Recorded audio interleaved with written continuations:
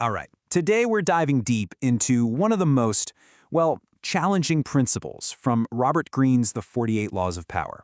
It's a law that kind of goes against our gut instinct to prove we're right, suggesting that actually winning an argument can be a huge loss. And this isn't just about winning or losing, it's about the deep, often tricky psychology of how we deal with each other. So, this is law number 9. The idea at its core is pretty simple, but man, the implications are massive. Basically, any victory you get from arguing is just temporary, and it always comes with a hidden price tag, the resentment from the person you just proved wrong. The real power move? It's to get people on your side with what you do, not with what you say. And to really see just how high that price can be, we're going to start with a pretty stark cautionary tale. This is a real-world, dramatic example of what happens when pure logic tries to face off against pure power. Okay, so picture this. It's 131 BC. A Roman consul named Mucianus is laying siege to a town, and he needs a battering ram, fast. He remembers seeing a couple of big ship's masts back in Athens, and he sends a very clear, very direct order. Send me the bigger one. Simple, right? Well, not so simple for the engineer on the receiving end. This guy's an expert, and he knows his boss is making a mistake. He's totally convinced that logic is going to win the day, so he starts to argue. He's pulling out diagrams, he's explaining the physics, he's insisting hhis way is better. He is so confident that he's right, so sure that his brilliant logic will be recognized and even rewarded, that he makes a fatal miscalculation. He goes ahead and disobeys the direct order and sends the smaller mast instead. He chose to be right over being obedient. And the outcome? It is absolutely brutal. Mucianus couldn't care less about the engineer's perfect logic. All he sees is someone defying him. He's so enraged by the insubordination that he actually stops focusing on the siege, calls the engineer forward, and after letting him explain himself one last time, has him flogged to death. So yeah, the engineer won the technical argument, but it cost him his life. Okay, so let's completely pivot from that grim story to a masterclass in how to persuade someone successfully. This is the other side of the coin, where genius isn't paired with argument, but with an incredibly elegant demonstration. We're in Florence, it's 1502. Michelangelo has just finished his masterpiece, the statue of David. His patron, Piero Soderini, a powerful guy who thinks himself as quite the art critic, walks in, looks it over, and says, "The nose, it's too big." So now Michelangelo's in a really delicate spot. I mean, how do you tell the guy funding your work that he's wrong without totally offending him? He doesn't argue, he doesn't get defensive. Instead, he puts on this masterful little performance. He has Soderini come closer, and while he's climbing the scaffolding, he secretly grabs a bit of marble dust. He then just pretends to tap away at the nose, letting the dust fall so it looks like he's actually carving. And the result? Soderini is thrilled. He says, "Ah, much better. You brought it to life." He feels like his input was valued, and Michelangelo gets to keep his masterpiece exactly as it was. I mean, the contrast here is just night and day.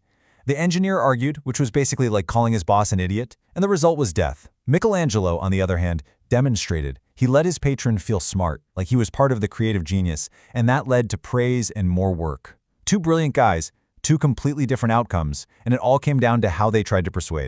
So, let's get into the why of this. What's the psychology at play here? Why is a demonstration so much more powerful than even the most logical, well-put-together argument? You gotta remember, an argument is never just about the facts. Words are loaded. When you argue with someone, you're not just questioning their opinion. You might be, without even realizing it, insulting their intelligence. And sure, they might nod along and politely agree just to make you stop talking, but inside, you've planted a seed of resentment. And the craziest part? Even if you think you've won them over, people are stubborn. A few days later, they'll probably just go right back to what they originally believed, only now they've got a little grudge against you. There's this fantastic quote from the 17th century philosopher Baltasar Gracian that just nails it. The truth is generally seen, rarely heard. A demonstration is physical proof. It just skips right past all the ego and the interpretation. You don't have to debate it, you just see it. And that, right there, is its power.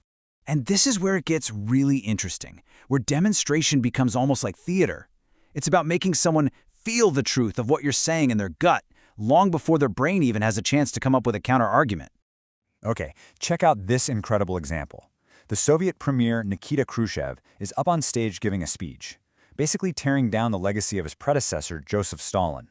And out of the crowd, a heckler shouts this absolutely piercing question. Now, Khrushchev doesn't launch into some long, defensive explanation about the political realities of the time. No, instead, he just barks back, "Who said that?" And an immediate, bone-chilling, terrified silence falls over the entire room. You could hear a pin drop. Nobody dares to even breathe. The tension is just, wow. And then, after letting that thick, heavy fear just hang in the air for a moment, he leans into the microphone and says quietly, "Now you know why." In that one moment, with just 3 words, he made every single person in that room feel the paralyzing terror of speaking up under a dictator. It was a demonstration so powerful, nothing else needed to be said. Khrushchev's performance was immediate, it was visceral. But what do you do when your demonstration has to be more subtle?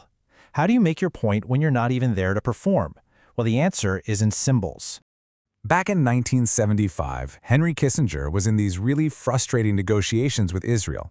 And to make his point, he didn't argue anymore. He broke off the talks and took a very public, very symbolic trip to the ancient fortress of Masada. Now, every Israeli knows the story of Masada. It's where Jewish warriors chose mass suicide over surrendering to the Romans. The message was unspoken, but it was powerful and chilling. He was basically accusing them of being so stubborn they were courting their own destruction. Now, like a lot of these 48 laws, this one has a fascinating flip side. There is one specific time when arguing is not just a good idea, it's actually the best tactic you can use. So here's the reversal. You should absolutely argue when you need to create a distraction. If you're trying to pull a fast one or you get caught in a lie, a passionate, confusing argument can be the perfect smokescreen. The more emotional and certain you seem, the more you can make the other person doubt what they think they know. And the master of this was the con artist Victor Lustig. Get this, a sheriff he'd scammed tracks him down and corners him at gunpoint. Lustig doesn't even blink. He argues, he pretends to be shocked, "What? It's not working?" And then just buries the sheriff in a blizzard of technical nonsense until the poor guy starts to doubt his own eyes. Then, for the finishing move, Lustig offers him a refund with $10,000 in counterfeit bills, which turns his victim into a criminal. Lustig's argument was never about being right, it was a weapon. Pure misdirection. And that really brings us to the final question, doesn't it? The stories of that engineer, of Michelangelo, of Khrushchev, they all force us to ask ourselves, what's the real goal here?